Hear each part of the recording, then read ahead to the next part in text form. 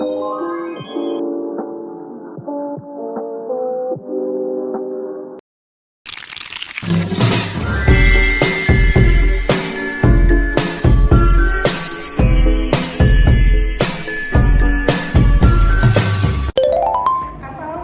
warahmatullahi wabarakatuh.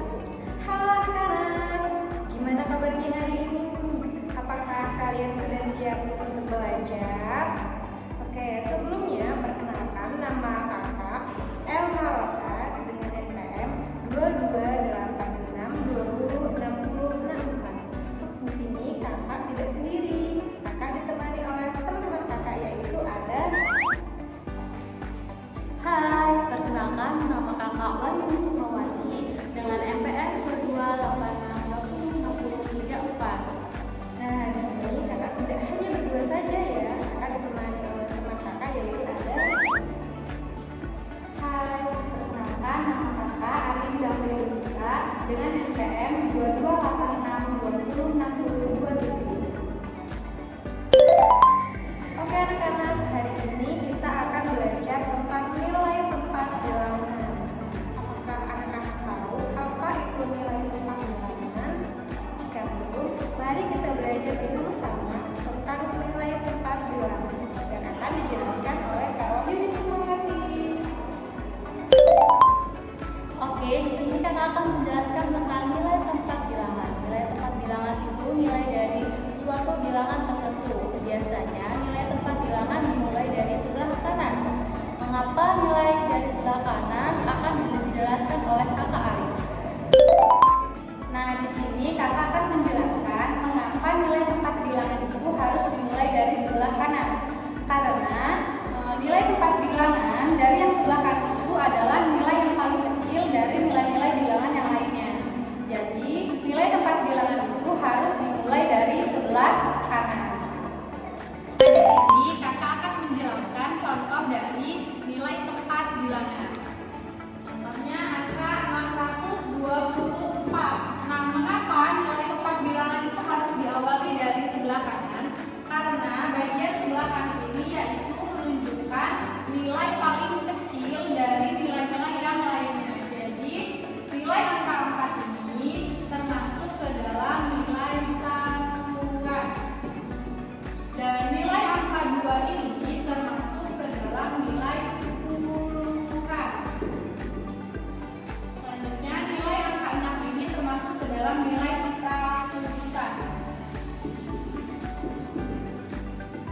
Nah, ini contoh pertama. Contoh kedua, di sini kakak akan memberikan angka 83. Jadi, nilai angka 3 ini termasuk ke dalam satuan. Dan nilai angka 8 ini termasuk ke dalam puluhan. Jadi, cara membedakannya yaitu kalau dia ratusan itu terdapat 02.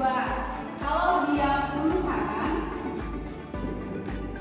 itu terdapat nolnya 1. Tapi kalau dia satuan itu tidak ada nolnya. Contoh 222. Nah, berarti angka 2 ini termasuk ke dalam ratusan. 2 ini termasuk ke dalam puluhan.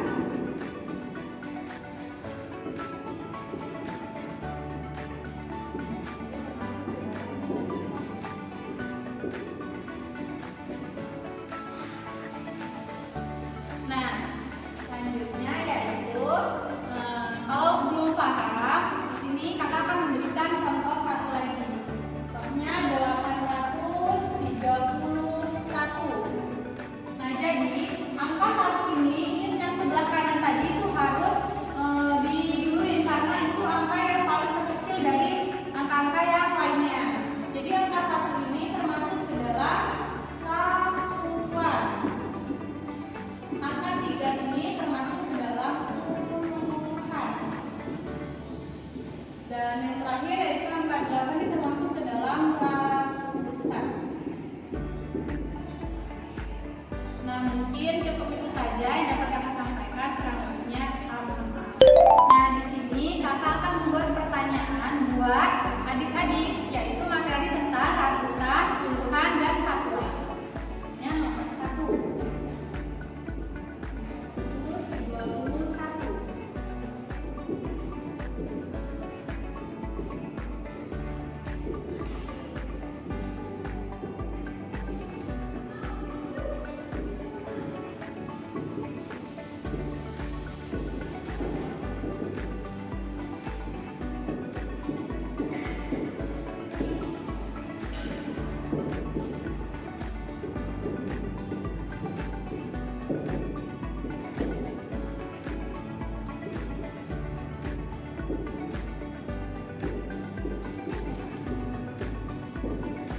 Nah, jadi nanti adik-adik diminta untuk mencontohkan apakah itu angka ratusan, puluhan, atau satuan. Jadi contohnya seperti ini. Misalnya ini angkanya 321. Angka 3 ini termasuk ke dalam apa? Apakah angka ratusan, puluhan, atau satuan? Jadi ingat ya, angka 3 ini termasuk ke dalam ratusan. Kalau ratusan itu berarti nolnya dapat 2. Selanjutnya ada angka 2. Angka 2 ini termasuk ke dalam puluhan. Kalau dia puluhan berarti nolnya ada 1.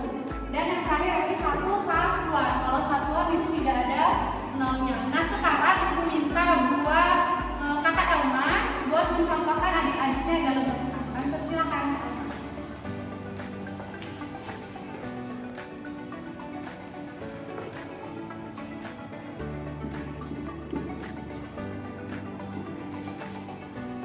Kak Elma, ini angka 4 ini termasuk ke dalam ratusan, puluhan, atau satuan? Oke, ke dalam ratusan. Kenapa ke dalam ratusan? Kalau ke dalam ratusan itu berarti dia ada nolnya atau tidak? Iya, ada nolnya 2. Oke, selanjutnya yaitu yang puluhan. Kalau puluhan itu angka 3 atau angka 2? Angka 3, Pak. Oke, silakan tulis angka 3. Kalau dia puluhan berarti nolnya ada 1. Selanjutnya satuan berarti angka? Ya, kalau satuan itu ada nolnya atau tidak? Tidak. Oke, terima kasih Kak Elma. Nah, di sini kakak akan memberikan satu contoh soal lagi buat adik-adik.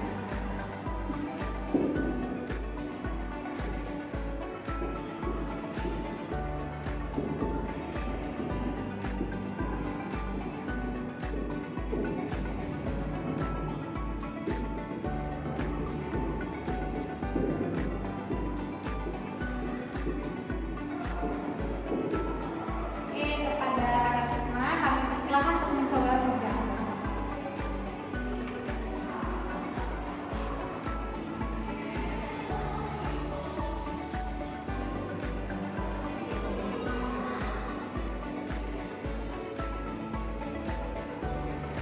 Oke, Mbak Sukma, kakak Sukma, ini ada kesalahan dikit. Ingat ya, kalau misalnya dia ratusan, itu berarti terdapat ada apa ya kalau ratusan? Ada nolnya 2 ya? Ya, kalau ratusan itu harus ada nolnya 2.